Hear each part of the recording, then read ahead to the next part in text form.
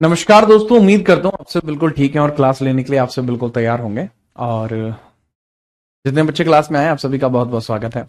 अनुराग ठाकुर, खुशी, सुष्मिता, वैशाली, अक्षिता, आकाश, दीपांशु, शुभा, रीना रावत, सीमा रावत, नीपम, पल्लवी, दीक्षा, विशाल यादव, मोहित गुजर, ठीक है, अक्षिता चौधरी, मलिक, बहुत सारे बच्चे आए हैं। अच्छा लगा आपको यहाँ देखकर। आज मैंने सोचा कि आज हम इस टाइम पर क्लास लेंगे, ठीक है। तो अभी मैं इस टाइम से ही क्लास ले रहा हूं, लेकिन रेगुलर आपकी क्लास उसी टाइम पे चलेगी, दोपहर में 2 बजे। आज के लिए क्लास का टाइम हल्का सा चेंज किया है। मैं आपकी क्लास का ऑफ नहीं करना चाहता था इस कारण से मैंने इस क्लास को यहाँ पे लिया है। अब आपने कमेंट इतनी तेज कर दी कि मैं अपना नाम नहीं मैं आपका नाम नहीं पढ़ पा रहा हूँ। एक कह रहा है पीछे कि मेरा नाम टिल्लू है। अबे टिल्लू, नाम तो तेरा टिल्लू ठीक है, लेकिन तेरा आगे का नाम नहीं पढ़ पाया मैं। ठीक है, चलो आगे बढ़िए।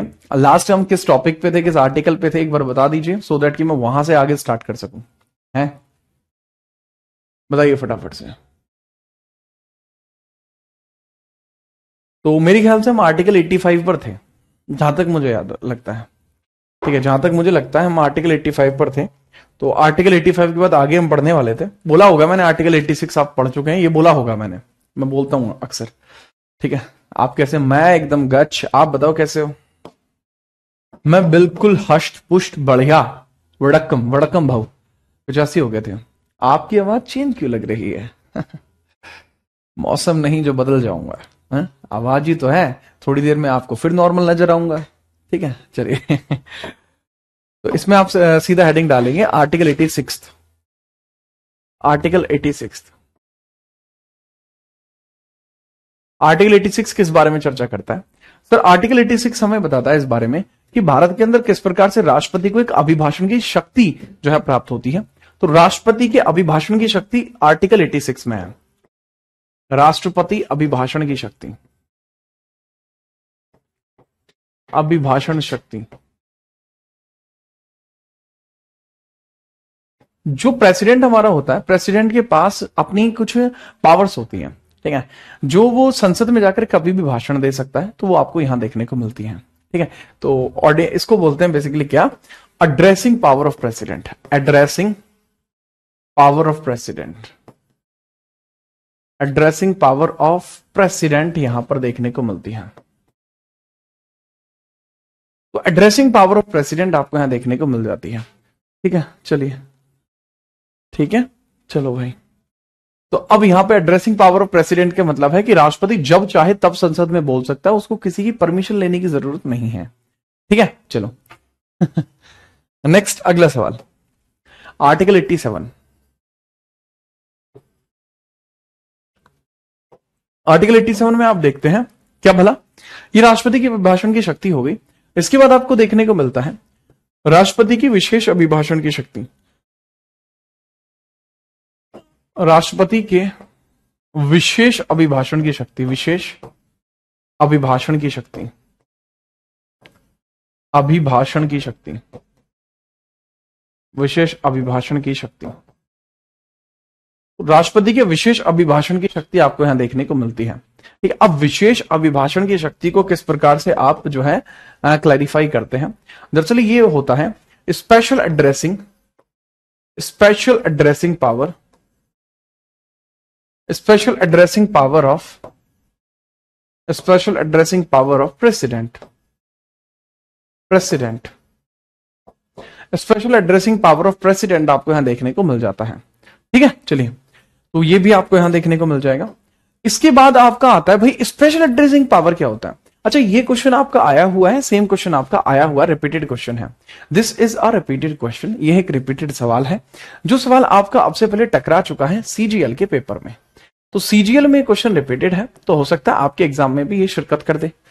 ठीक है, वहां पे भी देखने को मिल जाए। चलिए,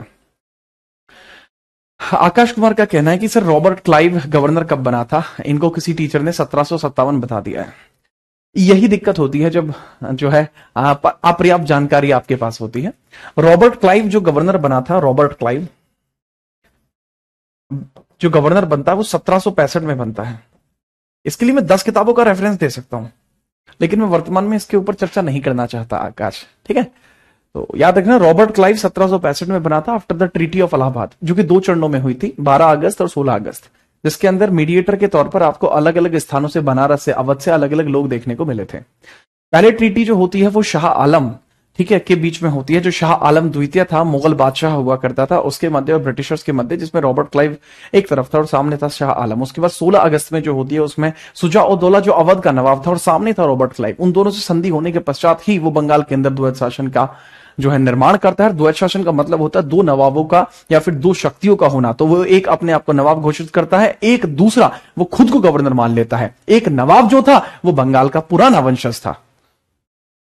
आध्यात्मिक तौर पर अगर आप याद रखेंगे तो ये 1765 है। चलो भाई कोई बात नहीं, बड़े बड़े शहरों में ऐसी बातें होती रहती हैं। हमारा ध्यान है पूरी तरीके से यहां पर कि आर्टिकल 86 और आर्टिकल 87 को पूरी तरीके से समझ पाए। जब आप समझ जाएंगे तो बता देंगे, ठीक है, जब आप समझ जाएंगे तो बता देंगे। अब हम बात करते हैं किसकी बाबू, आर्टिकल 88 की, ठीक है, चलिए आर्टिकल 88 की, आर्टिकल 88 की, ठीक है, चलिए। हाँ भाई, अब आर्टिकल 88 के बारे में अगर हम बात करें, ठीक है, तो बहुत ध्यान से समझना आर्टिकल 88 क्या कहता है। आर्टिकल 88 हमें यह बताता है, क्या बताता है सर आर्टिकल 88? ये दरअसल प्यार से आके आपके कान में बता के जाएगा कि अटॉर्नी जनरल की विशेष शक्तियां यहां पर लिखी हुई हैं। अटॉर्नी जनरल की विशेष शक्तियां, अटॉर्नी जनरल की विशेष शक्तियां यहां पर लिखी हुई, विशेष शक्ति, विशेष शक्तियां आपको देखने को मिलती हैं। Special power of attorney general, महान्यायवादी की विशेष शक्तियां, ठीक है। चलिए सर, आप पीपीटी से क्यों नहीं पढ़ाते हो? क्योंकि मुझे ऐसे पढ़ाना आता है और ये चीजें मुझे याद है मुझे टिक नहीं लगाने, मैंने समय दिया है इसको, जिया है मैंने इनको, ठीक है। तो मुझे ये आता है, मुझे याद है, इसलिए मैं ऐसे पढ़ाता हूं, ठीक है। एक बच्चा कह रहे पीपीटी से, पीपीटी से तुम भी पढ़ा सकते हो, कल को आके तुम भी टिक लगा सकते हो, है ना ठीक है। अब मैं यार तुम हंसी मत दिलाओ, यहां ध्यान देने दे तुम, ठीक है। अब अटॉर्नी जनरल की विशेष शक्तियां यहां पर उल्लेखित हैं। अब अटॉर्नी जनरल की विशेष शक्तियों के बारे में आप समझिएगा। अटॉर्नी जनरल का मतलब होता है महान्यायवादी, महान्यायवादी। अब महान्यायवादी का जो पद है वो कहां पर उल्लेखित है बाबू? महान्यायवादी का जो पद है वो आपको देखने को मिलता है आर्टिकल 76 में, ठीक है, याद रखें। और लोगों की पीपीटी ना मेरे लिखे हुए से कम होती है, मैंने एक उम्र खर्च की है इस पर, ठीक है। आगे बढ़िए। अब इसमें अटॉर्नी जनरल की विशेष शक्ति आखिरकार होती क्या है? इसमें लिखा हुआ है, ठीक है, यह भारत के किसी भी, यह भारत के किसी भी सदन, किसी भी सदन की बैठक का हिस्सा हो सकता है, किसी भी सदन की बैठक का हिस्सा हो सकता है, बैठक का हिस्सा हो सकता है, हिस्सा हो सकता है, ठीक है। तथा यह किसी भी कानूनी कार्रवाई में भाग ले सकता है, ठीक है, किसी भी कानूनी कार्रवाई में भाग ले सकता है, और ये किसी भी कानूनी कार्रवाई में भाग ले सकता है, कानूनी कार्यवाही में भाग लेता है, किसी भी कानूनी कार्यवाही में भाग लेता है, भाग लेता है, जैसे कोर्ट वगैरह, ठीक है। न्यायालय की बात की जा रही है, न्यायालय की बात यहां पर की जा रही है, न्यायालय, न्यायालय की बात यहां पर की जा रही है। कोर्ट किसी भी न्यायालय में भाग ले सकता है, लेकिन वही बात है कि जब वो सदन में बैठेगा तो सदन में वो वोट नहीं कर सकता, he can't cast his vote, वो अपनी सदन में वोट नहीं डाल सकता। इसके बारे में याद रखना, ठीक है, नोट करो फटाफट से। ये 88 आर्टिकल है, फटाफट नोट करिए।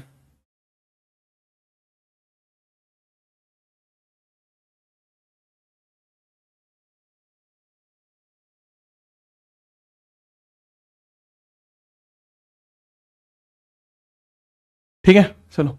तो प्रेजेंट में अटॉर्नी जनरल कौन है? आर वेंकटरमनी, आर वेंकटरमनी वर्तमान में आपको देखने को मिल जाएंगे। अटॉर्नी जनरल के पद पे वर्तमान में बैठे हुए व्यक्ति का नाम है आर वेंकटरमनी, वर्तमान में आर वेंकटरमनी है। वर्तमान में कौन है भाई? R Venkataramani, R Venkataramani, Venkataramani, R Venkataramani, और वेंकटरमनी आपको देखने को मिलता है। इंग्लिश में लिख दो, ठीक है।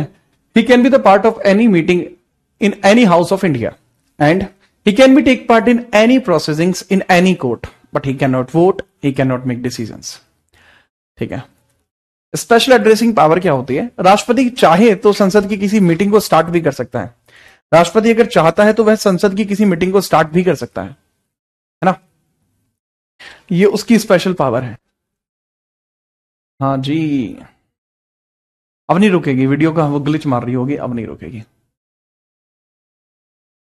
ठीक है, चलो पायल आप क्या चाहते हैं बताइए? जैसा आप चाहते हैं अरुण, जो आप चाहेंगे वो करा देंगे। और बताओ, नेक्स्ट आगे बढ़ते हैं। अब यहां से ना अब हेडिंग चेंज होगी आपकी, अब हेडिंग चेंज होगी और नई हेडिंग आपकी क्या आएगी? संसद के अधिकारी, ये आपकी नई हेडिंग आएगी। तो नई हेडिंग आपकी क्या आएगी? संसद के अधिकारी। तो हेडिंग डाल लीजिए, हेडिंग आपकी क्या आएगी? संसद के अधिकारी आपकी नई हेडिंग आएगी।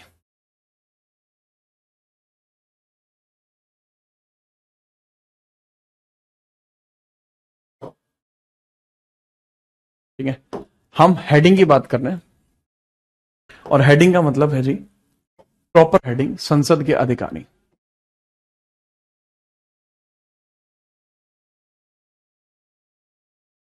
संसद के अधिकारी, officers of parliament, officers of parliament, officers of parliament.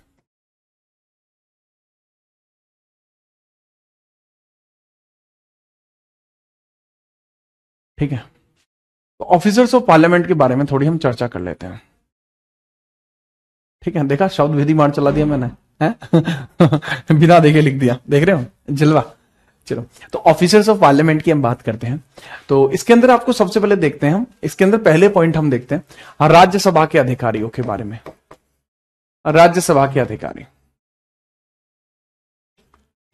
Rajya Sabha के अंदर जितने भी अधिकारी हैं, तो इनके लिए आप हेडिंग डालेंगे आर्टिकल 89। ठीक है, चलिए article 89, article 89, article 89 clause first. ठीक है, चलिए। नहीं भाई, आज तक ऐसा कभी नहीं हुआ विनय, कैसी बात कर रहे हो? आर्टिकल 89 में फटाफट से आप रखेंगे, इसमें क्या है? इसमें राज्यसभा के सभापति, राज्यसभा के सभापति, सभापति, राज्यसभा के सभापति का उल्लेख यहां पर किया गया है। अब सभापति कौन होते हैं भाई राज्यसभा के अंदर? अब समझिएगा, ये होते हैं चेयरपर्सन ऑफ राज्यसभा, ये होते हैं chairperson of Rajya Sabha, chairperson of Rajya Sabha, Rajya Sabha. Rajya Sabha के अंदर जो चेयरपर्सन होते हैं वो आपको यहां देखने को मिल जाते हैं। ठीक है, तो सभापति का अर्थात मतलब ही होता है, ठीक है, राज्यसभा के अंदर सभापति का मतलब ही क्या होता है बाबू?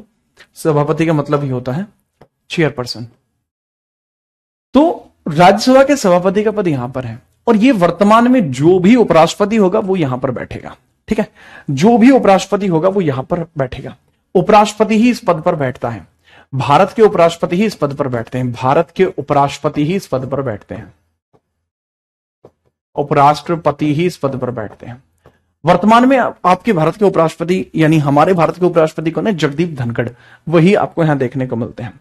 वर्तमान में कौन देखने को मिलते हैं? जगदीप धनखड़। वर्तमान में कौन है जी? जगदीप धनखड़ देखने को मिलते हैं, जगदीप धनखड़ देखने को मिलते हैं, धनखड़ आपको देखने को मिलते हैं। ठीक है, चलो, ठीक है भाई, चलो नेक्स्ट। इसके अंदर हम दूसरे की बात करें, दैट इज वाइस चेयरमैन। नहीं कह सकते आप, चेयरमैन नहीं, टर्म यूज नहीं होता सोलंकी, इसमें टर्म यूज होता है चेयरपर्सन, चेयरमैन टर्म आप यूज नहीं कर सकते।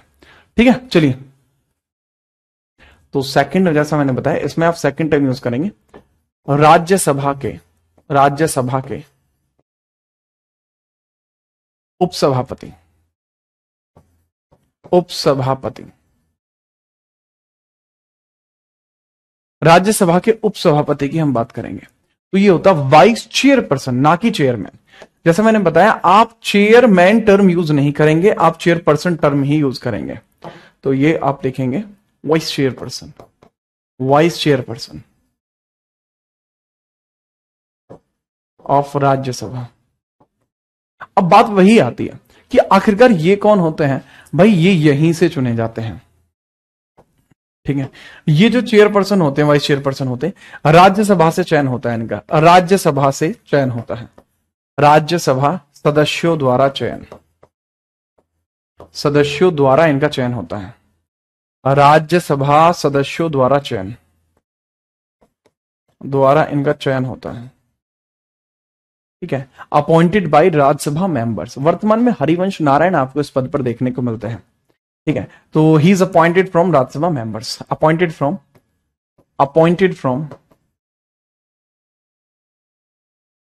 आरएस, अपॉइंटेड फ्रॉम आरएस का मतलब राज्यसभा से इनको चुना जाता है। ठीक है, चलिए तो इस पॉइंट को आप लिखिएगा। वर्तमान में हरिवंश नारायण है, वर्तमान में कौन है, हरिवंश नारायण देखने को मिलते हैं, हरिवंश नारायण देखने को मिलते हैं, हरिवंश नारायण, हरिवंश नारायण, नारायण आपको देखने को मिलते हैं, हरिवंश नारायण आपको देखने को मिलते हैं। ठीक है भाई, वर्तमान में कौन देखने को मिलते हैं, हरिवंश नारायण।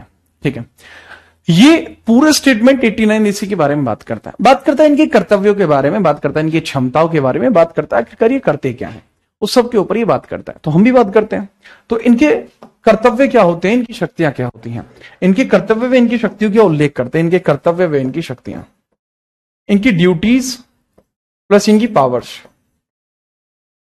इनकी ड्यूटीज और इनकी पावर्स की बात करते हैं, इनकी ड्यूटी और इनकी पावर, ड्यूटीज एंड पावर्स की बात करते हैं। सर ड्यूटीज और पावर्स के बारे में अगर हम बात करें ना, ठीक है, तो बहुत ध्यानपूर्वक समझना। पहली ड्यूटी इनकी क्या है कि राज्यसभा में किसी भी विधेयक पर बहस कराना इनकी जिम्मेदारी होती है। राज्यसभा में किसी विधेयक पर बहस कराना, राज्यसभा में विधेयक को लोगों के समक्ष पेश करना, विधेयक को सदस्यों के समक्ष पेश करना, सदस्यों के समक्ष पेश करना, समक्ष पेश करना, और जब ये पेश हो जाता है तो उस पर बहस कराना तथा उस पर बहस कराना, तथा उस पर बहस कराना, बहस कराना। ठीक है, राज्यसभा में विधेयक को सदस्यों के समक्ष पेश करना तथा उस पर बहस कराना। पूछिए सेन साहब। अब जैसा मैंने बताया कि इसमें क्या है इंपॉर्टेंट, ठीक है, to present bill to RS members and conduct discussion और उसके ऊपर डिस्कशन कंडक्ट कराना यहां पर आता है। ठीक है, नेक्स्ट आगे बढ़िए, ये चीज आप यहां पे थोड़ा याद रखेंगे। दूसरा है भाई राज्यसभा में मर्यादा को बनाए रखना। ऐसा ना हो राज्यसभा में कोई हाथ छोड़ रहा है किसी पे, कोई किसी का गाली बक्के है, तो ये चीज नहीं होनी चाहिए। तो दूसरा मैंने ये बताया कि राज्यसभा में मर्यादा बनाए रखना, मर्यादा बनाए रखना, मर्यादा बनाए रखना, बनाए रखना। तो मर्यादा बनाए रखना, to maintain decorum of house, maintain decorum of house, maintain decorum of house, decorum of house, कि भाई सदन की मर्यादा इसको बनाए रखनी। अच्छा, होने के लिए इसके और भी काम है, जैसे ये डिसिसिव वोट डालता है, निर्णायक मत डालता है, लेकिन वो आर्टिकल 100 में पढ़ेंगे। होने के लिए इसके और भी काम है, लेकिन जैसा मैंने बताया उसको हम आर्टिकल 100 में पढ़ेंगे। ठीक है, चलिए सत्रों की अध्यक्षता, ठीक है, चलो हाँ भाई सत्रों की अध्यक्षता भी यही करता है, ऑब्वियसली बात है, समक्ष पेश कर रहा है तो अध्यक्ष है ये। ठीक है, चलो याद रखिए। इसके पीछे का कारण होता है कई बार, ठीक है, कुछ उपभागों के अंदर विभाजित होते हैं, ठीक है, और कुछ स्पष्ट होते हैं। ठीक है भाई, तो ये आपको इसके कर्तव्य, इसकी शक्तियां देखने को मिलती हैं। इसके बाद है भाई आपका आर्टिकल 90। आर्टिकल 90 आपको बताया गया है। आर्टिकल 90, आर्टिकल 90 क्या है समझिए।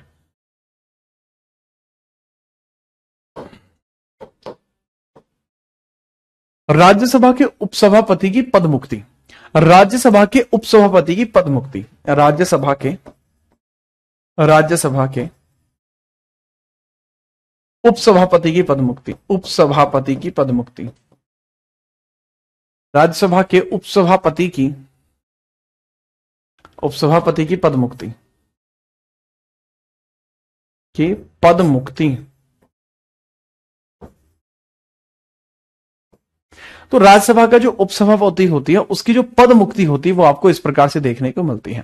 ठीक है, और इस प्रकार से देखने को मिलती है। पद मुक्ति का होता है removal process of vice chairperson. Removal, इसके बारे में जो बताया गया, removal of vice chairperson, vice chairperson की जो है वो हम यहां पर करते हैं, देखते हैं। अब देखिए जी, वाइस चेयरपर्सन की पदमुक्ति कैसे होती है। यह राज्यसभा से साधारण विधेयक द्वारा हो जाती है। राज्यसभा से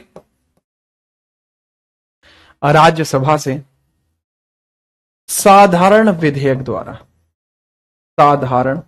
द्वारा, ऑर्डिनरी मेजॉरिटी, साधारण विधेयक से हो जाती है। Ordinary majority from Rajya Sabha, ordinary majority from ordinary majority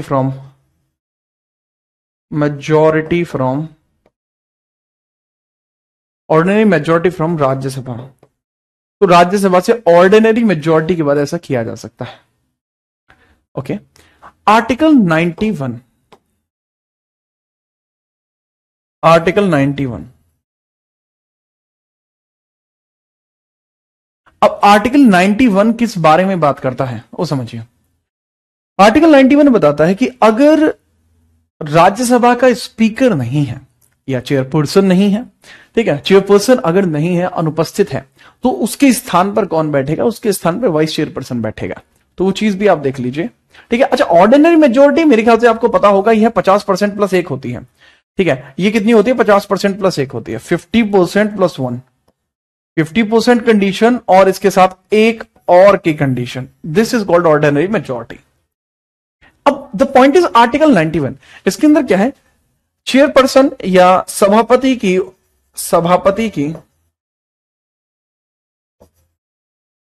अनुपस्थिति में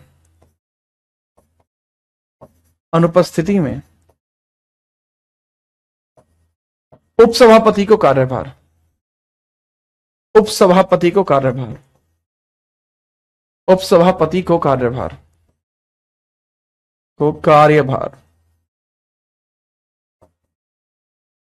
सभापति की अनुपस्थिति में उपसभापति को कार्यभार। तो इसके बारे में भैया थोड़ा ध्यान रखना, ठीक है, कि सभापति की अनुपस्थिति में उपसभापति को कार्यभार जो है दिया जाता है। तो बहुत ध्यानपूर्वक इसको भी याद रख लेना, ठीक है। In absence of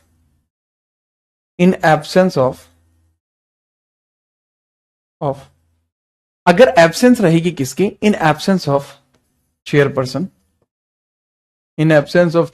vice chairperson will hold the post.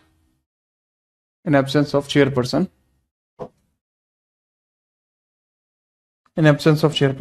Vice chairperson will hold the post. Vice chairperson will hold the post,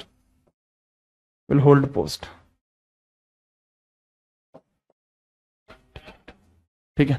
चलिए सर, 90 समझ नहीं आया। अरे भाई, अगर उपसभापति को उसके पद से हटाना चाहते हो तो कैसे हटाओगे? वो प्रक्रिया है भाई, द रिमूवल प्रोसीजर है भाई। अभिषेक, कैसी बात कर रहे हो आप?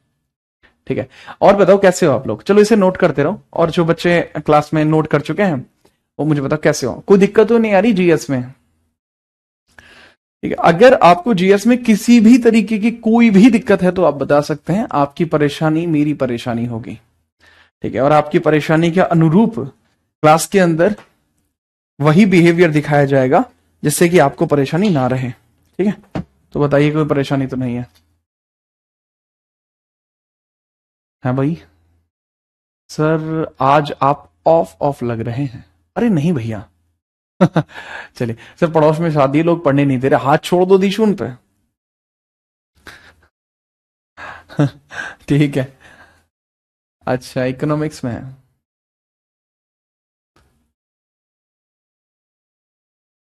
ठीक है, चलो चलो चलो।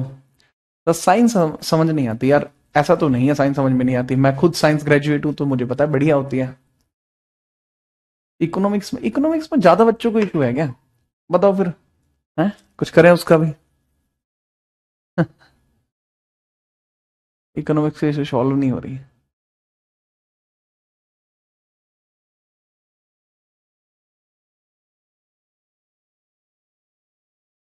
ठीक है चलो भाई, चलो तुम्हारी देखते हैं सर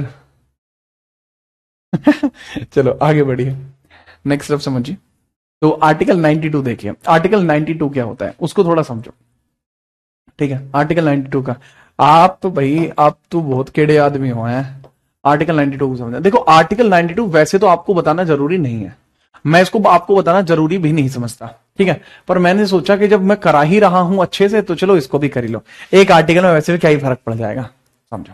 ठीक है चलिए, तो इसके अंदर समझिएगा आर्टिकल 92 आपको क्या देखने को मिलता है आर्टिकल 92 में। तो आर्टिकल 92 में बहुत स्पष्टीकरण के साथ आपको कई सारी चीजें देखने को मिलती हैं। ठीक है, क्या कि भाई इसके अंदर यह बताया गया है कि यदि यदि सभापति या उपसभापति को, या यदि सभापति या उपसभापति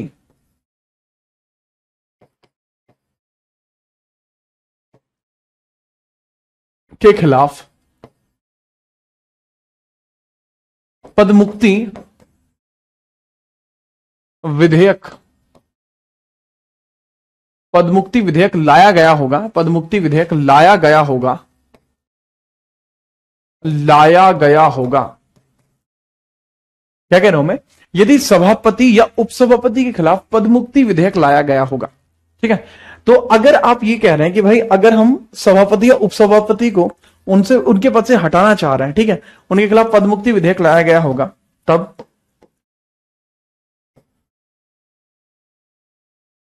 ठीक है, कोई भी तब वह पद पर नहीं बैठेगा, तब वह पद पर नहीं बैठेगा, नहीं बैठेगा। इसका मतलब क्या है?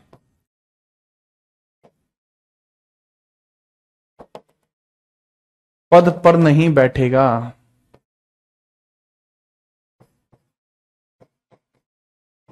इसका मतलब क्या है कि अगर मान के चलो उपसभापति को उसके पद से हटाना चाहते हो, ठीक है, या आप मान के चलिए कि आप सभापति को उसके पद से हटाना चाहते हो, तो उसके खिलाफ जो पत्र आएगा जिसके ऊपर डिस्कशन किया जाएगा, तो ऐसी कंडीशन में जिसको उसके पद से हटा रहे हो वो पद पर नहीं बैठेगा।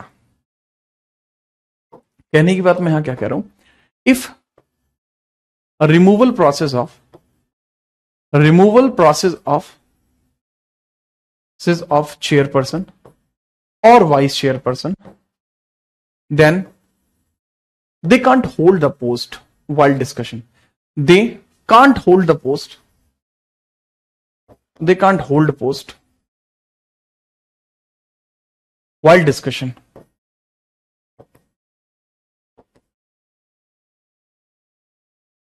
They can't hold post while discussion. ठीक है, तो भाई ये आपको चीजें देखने को मिल जाती हैं, ये आपको चीजें देखने को मिल जाती हैं। मुझे नहीं लगता कि आपको इसमें से किसी भी चीज में इशू है, मुझे नहीं लगता आपको, मेरे ख्याल से तो ये चीजें आपके लिए परफेक्टली फाइन है। अब इसमें आप सोचेंगे सर फिर क्या होगा, अगर दोनों ही पद पर ना हो तो उसकी भी कंडीशन इसमें दी गई है, आर्टिकल 92 में बताया गया यदि दोनों ही पद पर ना हो तब क्या होगा, यदि दोनों ही पद पर ना हो, यदि दोनों ही पद पर ना हो, यदि दोनों ही पद पर न हो तो क्या होगा, इफ बोथ आर नॉट, ठीक है चलिए, if both are not, if both are not at post, then who will hold the post, who will hold the post, who will hold post. अगर दोनों ही पद पर नहीं है तो भाई पद को संभालेगा कौन,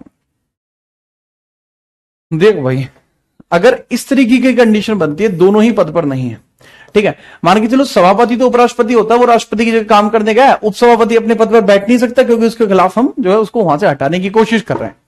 तो इन दैट सर्टेन केस हम क्या कर सकते हैं? ठीक है सर, दैट सर्टेन केस हम क्या कर सकते हैं कि एक 6 सदस्यीय समिति होती है जो राज्यसभा के सदस्यों से ही बनी होती है, तो उसमें से ही किसी एक व्यक्ति को उठा के राष्ट्रपति के द्वारा सभापति की भूमिका निभवाई जाएगी। ठीक है, तो समझना, 6 सदस्यीय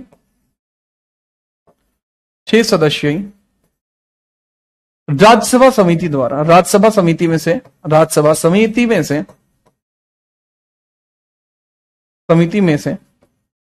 एक व्यक्ति राष्ट्रपति द्वारा, ठीक है, मैंने बताया 6 सदस्यीय राज्यसभा समिति में से एक व्यक्ति राष्ट्रपति द्वारा चयनित किया जाएगा, राष्ट्रपति द्वारा चयनित होगा। तो ये लीजिए, दिस इज द कंडीशन। ये इस प्रकार से आपको देखने को, अबे सीजीआई क्यों बैठेगा, सीजीआई क्यों बैठेगा, मुझे ये समझ में नहीं आ रहा है भाई, सीजीआई क्यों बैठेगा है? सीजीआई का काम क्या है? इससे राज्यसभा के सदस्य है सीजीआई है, कोई बात नहीं, स्टोरी वोरी मत करो, नोट करो फटाफट।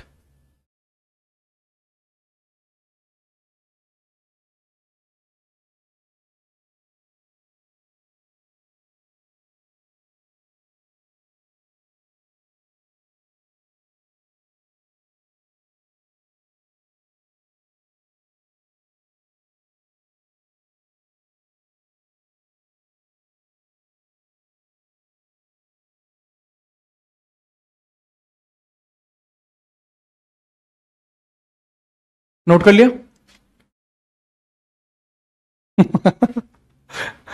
एक बच्चा लिख रहा है कि बैठने को तो हम बैठ जाए, वो लोग बुलाते ही नहीं। कैग क्या है, सारी चीज अभी जान लोगे। आर्टिकल 148 से 151 में कैग का पद है, ठीक है, आर्टिकल 148, 49, 50 और 51। 148 में कैग के पद की व्याख्या, 49 में उसके कर्तव्य, 50 में राज्य और केंद्र के मध्य कैग की भूमिका, 51 में कैग के द्वारा जो रिपोर्ट है वो तो या तो गवर्नर को दी जानी चाहिए या राष्ट्रपति को। ये है जी, समझ गए? आगे बढ़िए, आर्टिकल 93। अब यहां तक हमने जितने भी अधिकारी देखे वो सब राज्यसभा के थे।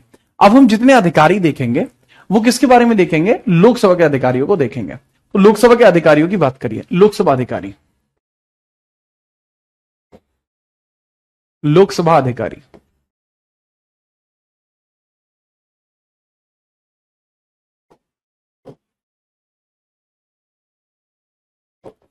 Officers of Lok Sabha. तो लोकसभा के जो अधिकारी हैं उनकी चर्चा कर लेते हैं भाई एक बार। तो लोकसभा के अधिकारियों में सबसे पहले आपको क्या देखने को मिलता है? ठीक है, सेशन को हिंदी में सत्र बोलते हैं भाई। आर्टिकल 93,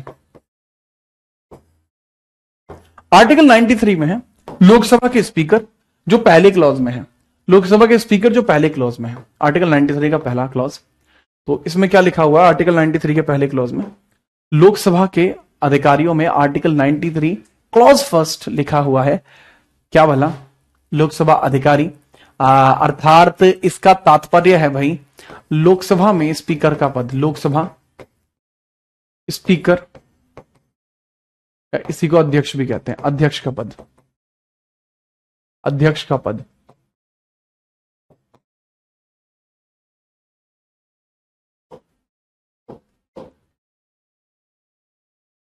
पोस्ट ऑफ स्पीकर, और यहां चेयरमैन टर्म यूज कर लेते हैं, यहां चेयरमैन टर्म यूज कर सकते हैं आप, स्पीकर ऑफ एलएस यानी लोकसभा। ठीक है, चलिए नेक्स्ट है आगे। ठीक है, नेक्स्ट हम देखते हैं second clause, article 93 second clause. यहां पे समझिएगा, लोकसभा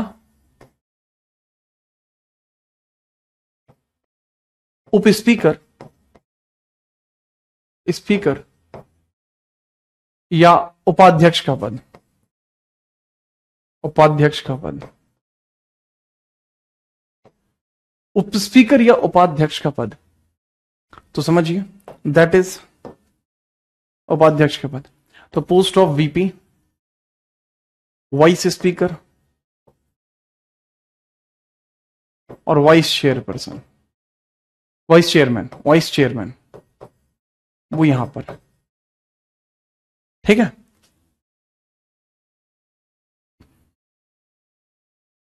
बात को ध्यान से समझिए, बात को बहुत ध्यान से समझिए। इसकी जिम्मेदारियां, इसके कर्तव्य वो हम यहां पे देखना शुरू करते हैं, ठीक है। इसकी वर्किंग मेथड्स के बारे में, इसके कर्तव्य व इसकी शक्तियां हैं, इसके कर्तव्य व इसकी शक्तियां हैं। देखो कई कर्तव्य और कई शक्तियां इसके पास आपको देखने को मिलती है। पहली, ठीक है, लोकसभा में विधेयक को सदस्यों के समक्ष पेश करना, सदस्यों के समक्ष पेश करना। तो लोकसभा में विधेयक को सदस्यों के समक्ष पेश करना, लोकसभा में विधेयक को सदस्यों के समक्ष पेश करना। To present bill to LS members,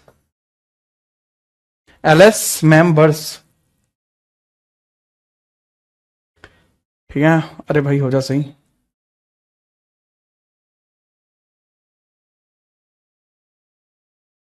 तो एलएस मेंबर्स आप देखना, ठीक है, एलएस मेंबर्स, ठीक है। चलिए, प्लस निरीक्षण करना, जो भी विधेयक आता है उन सभी का निरीक्षण करना, एनालाइज करना, एनालाइज लोकसभा बिल्स, पेश करने से पहले उनको एनालाइज करता है, मूल्यांकन करना, ठीक है। विधेयकों का मूल्यांकन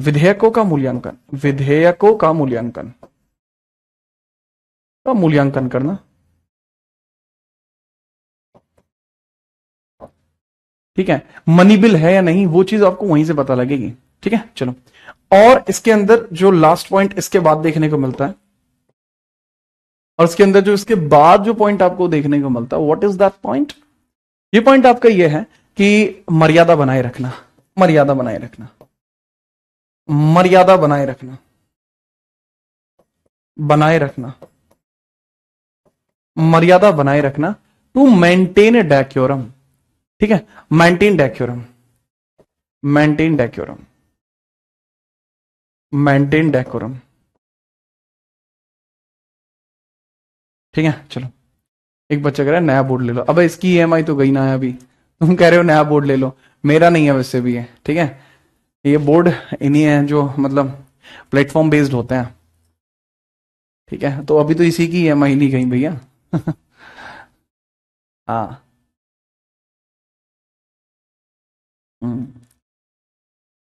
यस, टू मेंटेन डेकोरम, ठीक है। तो डेकोरम मेंटेन करना, ये कुछ इसके काम होते हैं। अच्छा, डालने के लिए ये भी डिसिसिव वोट कास्ट करता है, यानी निर्णायक मत डालता है। परंतु जो निर्णायक जो मत होता है ना बच्चे, उसके बारे में समझिएगा, निर्णायक मत के बारे में, कि वो आर्टिकल 100 के फर्स्ट क्लॉज में है। सो यूट्यूब पर पीवाईक्यूएस कब से होगा? अगले हफ्ते से होगा। मैं हल्का सा बिजी चल रहा हूं, जैसे ही मैं शेड्यूल मेरा हल्का सा लिफ्ट अप होगा मैं उसको स्टार्ट कर दूंगा। अब आर्टिकल 93 अगर आपका हो गया, अब आर्टिकल 94 को समझिए, ठीक है।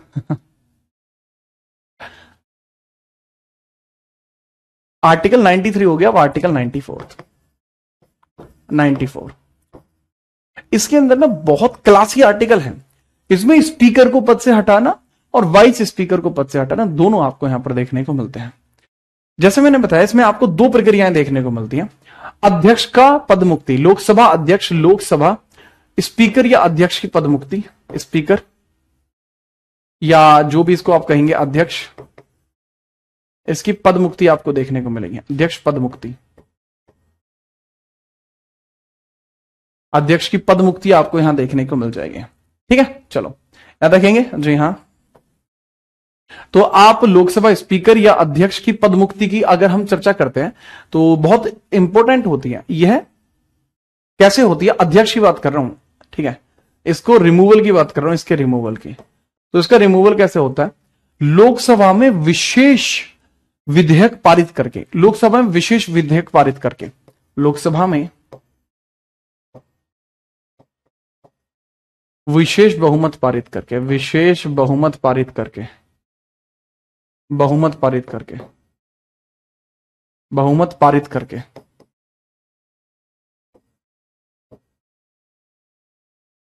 ठीक है। विशेष बहुमत पारित करने का मतलब है 2/3 वोट डालकर, 2/3 वोट डालकर, इसको बोलते हैं स्पेशल मेजोरिटी, स्पेशल मेजोरिटी,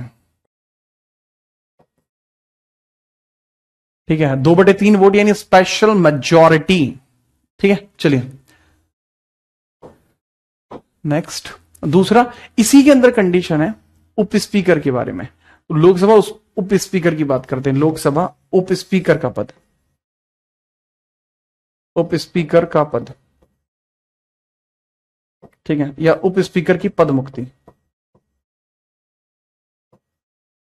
इसके रिमूवल की बात करता हूं, इसके रिमूवल की बात करता हूं, ठीक है। चलिए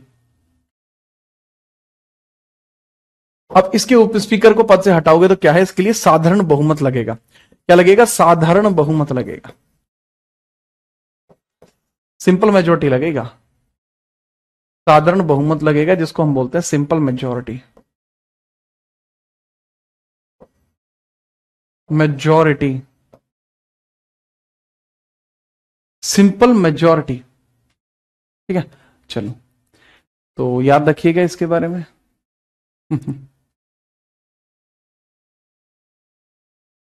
चलो अच्छा, एक बात बताओ, आप मुझे कितने टाइम से जानते हो? मतलब 6 महीने, 1 साल, 2 साल, 3 साल, 4 साल, कितने साल से जानते हो आप मुझे? ऐसे ही मैं सोच रहा था, क्यूरियोसिटी, आउट ऑफ क्यूरियोसिटी, कि आज मैं पूछूंगा, बताइए यार। ठीक है, ऐसे ही बाकी यार नोट करो आप अपना, क्योंकि शाम होती है ना, शाम शाम तो हो ही रही है, मगर आराम से आप भी घर बैठे होगे ठाली, है ना? हाँ, तो बताओ इसके बाद 95th आर्टिकल क्या कहता है? आर्टिकल 95 क्या कहता है? आर्टिकल 95 ये बताता है कि स्पीकर की अनुपस्थिति में उप स्पीकर पदभार संभालता है। स्पीकर अनुपस्थिति में, अनुपस्थिति में उप स्पीकर के द्वारा, उप स्पीकर द्वारा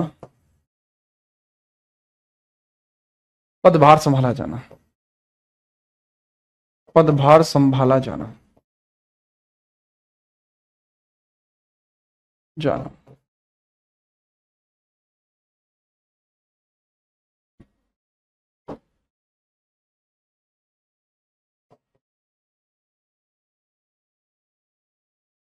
ठीक है। चलो यूपी के एनालिसिस क्लास में पहली बार देखा था। अच्छा मिश्रा जी, मैं आपको इस बैच के थ्रू जानता हूं। एक कह रहा हूं दिसंबर 2024 से। अच्छा, इसी बैच के थ्रू जानते हैं, 1 महीना पहले से जानते हैं। अच्छा सर, जानता तो मैं 6 महीने से हूं, पर ऑनलाइन पढ़ के वो भी ऐसे काफी साल से जानते हो। सर वो जो सेशन में जो 6 मंथ का गैप होता है, अरे उसको बताऊंगा मैं आके। अक्टूबर 24 से जानते हैं। हाँ हाँ, हाँ हाँ, 1 साल 6 महीने। 1 साल 7 महीने। 4 साल से जानते, 4 साल से जानते हो आप? बढ़िया, ठीक है, तो काफी बढ़िया यार, मुझे अच्छा लगा। अब आप मुझे पूछो, मैं आपको कब से जानता हूँ? मैं आपको बहुत पहले से जानता हूँ, समय की शुरुआत के पहले से मैं जानता हूँ, ठीक है। जी हाँ, ठीक है, मैं आपको बहुत पहले से जानता हूँ, ठीक है। तो इसको नोट कर लीजिएगा, ठीक है। In absence of in absence of Lok Sabha speaker, vice speaker will hold post, vice speaker will hold post, will hold post, ठीक है। Vice speaker will hold post, ठीक है, नोट करो।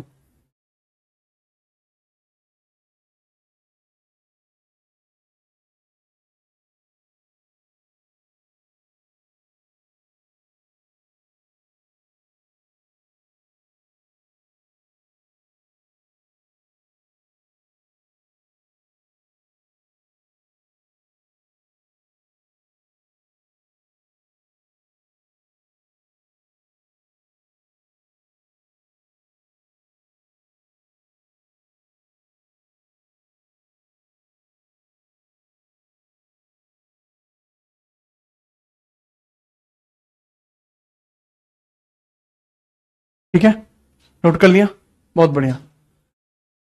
हाँ बहुत बढ़िया, बचपन से चिल्ड्रन है ना जी आप।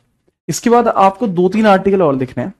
ठीक है, पहले आप ये कर लीजिए 95, देन आप 96 की बात करेंगे हम, एंड देन 97, देन 99। ज्यादा आर्टिकल इतने बच्चे नहीं है। ठीक है, चलो तो सबसे पहले 95 के बाद आप आगे बढ़िए, 95 के बाद आप आगे बढ़ेंगे 96। 96 आर्टिकल बिल्कुल ऐसे है जैसे 92 आर्टिकल है। तो 96 आर्टिकल के बारे में मैंने आपको बताया हुआ क्या है आर्टिकल 96। ये स्पष्ट तौर पर हमें एक चीज बताता है जो आर्टिकल 96 है। ये हमसे क्या कहता है कि भाई सीधे तौर पर आप ये याद रखना, ठीक है, सीधे तौर पर आप ये याद रखना कि यदि दोनों पद पर नहीं होंगे, यदि यदि पदमुक्ति की प्रक्रिया चलेगी, यदि पदमुक्ति की प्रक्रिया चले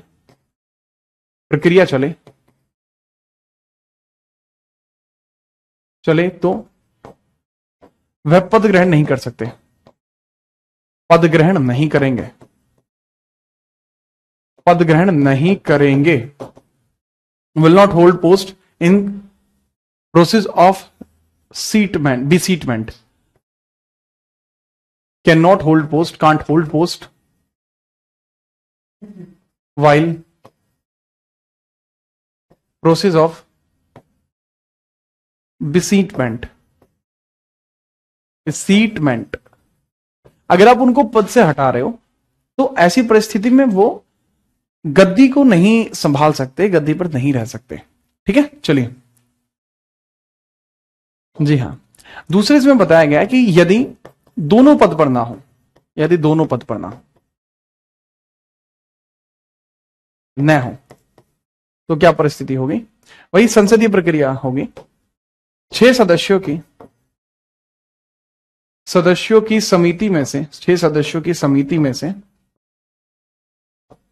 6 सदस्यों की समिति में से चयन होगा और राष्ट्रपति इसका चयन करेगा। 6 सदस्यों की समिति में से राष्ट्रपति द्वारा चयन,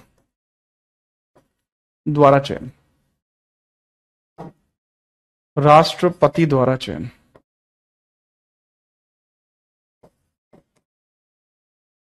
ठीक है, तो ये सारी की सारी चीजें हो जाएंगी आपकी। ठीक है, चलिए तो 96। अब 97 की बात करते हैं, आर्टिकल 97। जिस प्लेटफॉर्म की एक बच्चे बात कर रहे हैं, सर आप पहले वहां पढ़ाते थे, नहीं वहां मैंने कभी नहीं पढ़ाया।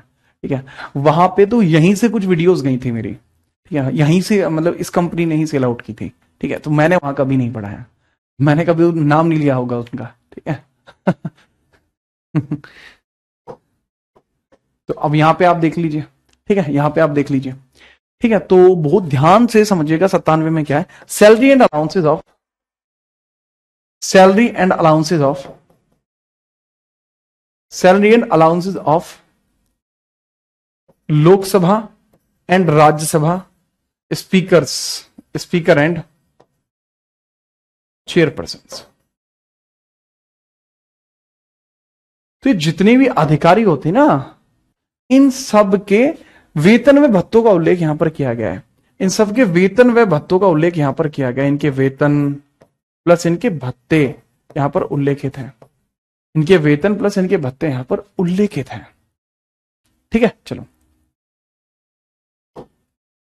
याद रखेंगे जी हाँ। अब आर्टिकल 99 देख लीजिए, बस लास्ट आर्टिकल होगा। ये सांसदों की शपथ का उल्लेख करता है। क्या उल्लेख करता है? सांसदों की शपथ का उल्लेख करता है। किसका? सांसदों की शपथ का उल्लेख, सांसदों की शपथ का उल्लेख, शपथ का उल्लेख, शपथ का उल्लेख। सांसदों की शपथ का उल्लेख यहां पर किया जाता है, शपथ का उल्लेख। ठीक है, तो इसको बोलते हैं provision of oaths of MPs, provision of oaths of MPs. ठीक है, याद रखिए। चलिए, तो अब मुझे ये बता दीजिए कि आप प्रैक्टिस कौन कौन छात्र चाहते हैं कि सर हम प्रैक्टिस करना चाहते हैं। प्रैक्टिस वाले छात्र एक बार मुझे बता दो कि सर हम प्रैक्टिस चाहते हैं, तो फिर मैं आपकी प्रैक्टिस स्टार्ट करूं, जिसमें मैं दिल्ली पुलिस के लिए पॉलिटी की प्रैक्टिस अलग होगी, सीजीएल के लिए अलग, सीपीओ के लिए अलग। फटाफट बता दो प्रैक्टिस कौन कौन चाहते हैं। प्रैक्टिस में हिस्ट्री की प्रैक्टिस में अलग कराऊंगा, पॉलिटी की अलग, इकोनॉमिक्स की प्रैक्टिस में अलग कराऊंगा। फटाफट बताओ।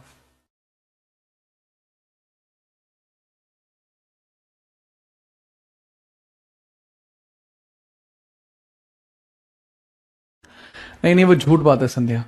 वो देखो, वीडियो तो एक्चुअल है, वो हूं मैं ही उस वीडियो में, ठीक है, लेकिन उसमें पता है क्या कि वो एक दिन की वीडियो थी वो। मैंने मना भी किया था इसको डिलीट करा देना, लेकिन डिलीट नहीं कराई। खैर मैं कि यार जब पढ़ी है तो पढ़ी रहने दो। मैं सर मैं काफी सारे बच्चे हैं परेशान, तो पड़ोस में गाना बजन लाग रहा है। अच्छा भाई, तो भाई जितने भी लोग प्रैक्टिस चाहते हैं, आपसे विनम्र निवेदन है कि आप इसके अंतर्गत जितने भी मतलब प्रैक्टिस सोर्सेस की अगर हम बात करेंगे, अरे चल,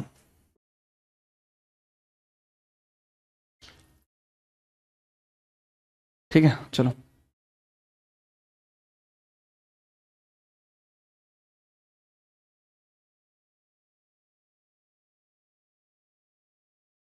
तो आप यहां जा सकते हैं प्रैक्टिस के लिए, और यहां पर प्रैक्टिस आपकी स्टार्ट हो जाएगी। ठीक है, प्रैक्टिस का एक पैटर्न होता है, प्रैक्टिस का एक पैटर्न होता है, जिस पैटर्न के माध्यम से उसको स्टार्ट किया जाएगा, तो बहुत क्लासी तरीके से वो सारी ही चीजें स्टार्ट होंगी, वहां जल्दी ही मुलाकात होगी। ठीक है चलिए, ठीक है चलिए, आप कल मिलते हैं, तब तक के लिए जय हिंद, वंदे मातरम।